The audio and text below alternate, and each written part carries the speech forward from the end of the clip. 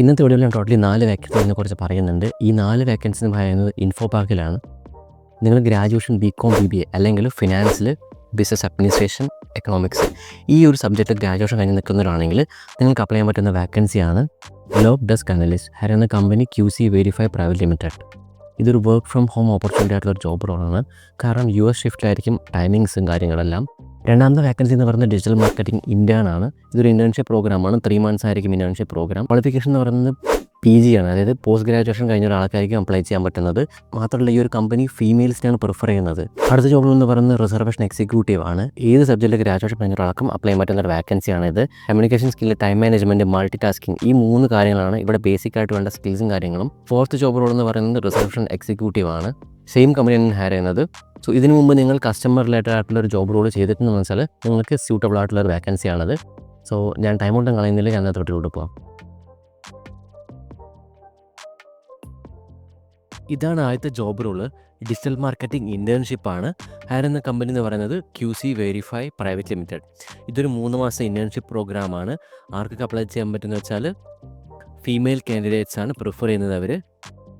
Education qualification എന്ന് പറയുന്നത് MBA, BBA, post graduate in marketing, communication, business or related field. ഇവിടെ പറഞ്ഞിരിക്കുന്ന graduations എല്ലാം ഉണ്ടെന്ന് വെച്ചാൽ നിങ്ങൾക്ക് അപ്ലൈ ചെയ്യാൻ പറ്റുന്ന ഒരു വാക്കൻസിയാണ്.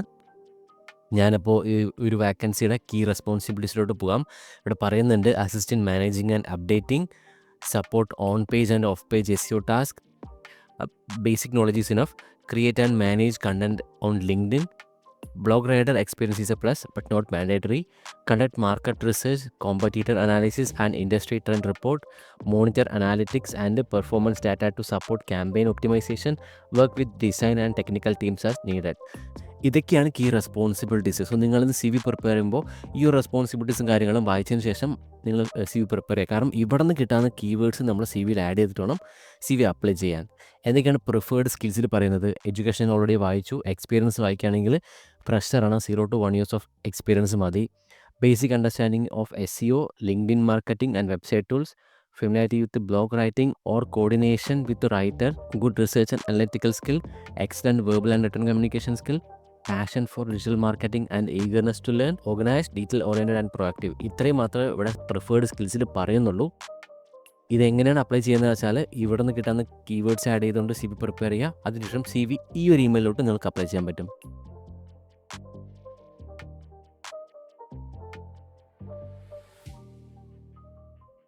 രണ്ടാമത്തെ ജോബ് റോൾ എന്ന് പറയുന്നത് ലോക്ക് ഡെസ്ക് അനലിസ്റ്റ് ആണ്. ഫ്രഷറാണ്.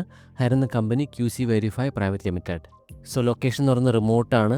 വർക്ക് ഫ്രം ഹോം ആയിരിക്കും. നൈറ്റ് ഷിഫ്റ്റ് ആണ്. US അവറാണ്. Experience 0 to 1 years of experience ആണ്. Freshers welcome. അപ്പോൾ എന്തൊക്കെയാണ് ഈ ജോബ് റോളിൻ്റെ റെസ്പോൺസിബിലിറ്റീസ് എന്ന് പോയി നോക്കാം.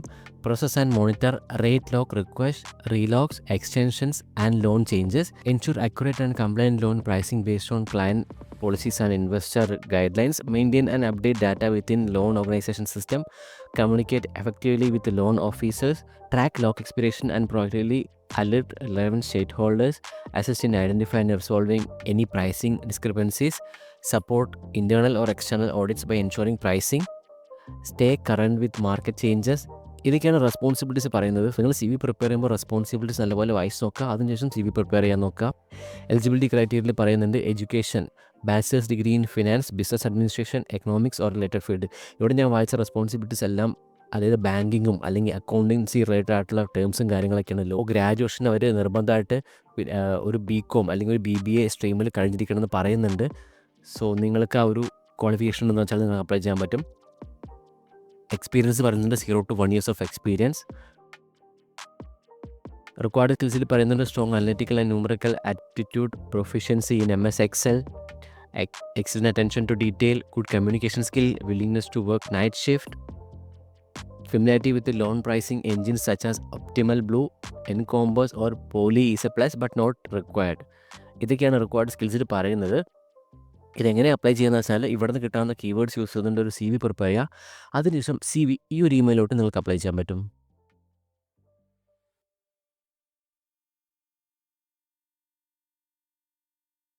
അടുത്ത ജോബ് റോൾ എന്ന് പറയുന്നത് റിസർവേഷൻ എക്സിക്യൂട്ടീവ് ആണ്. ഹയർ എന്ന കമ്പനി ഫൈൻ ഡെസ്റ്റിനേഷൻ. എന്തൊക്കെയാണ് ഒരു ജോബ് റോളിൻ്റെ റെസ്പോൺസിബിലിറ്റീസ്?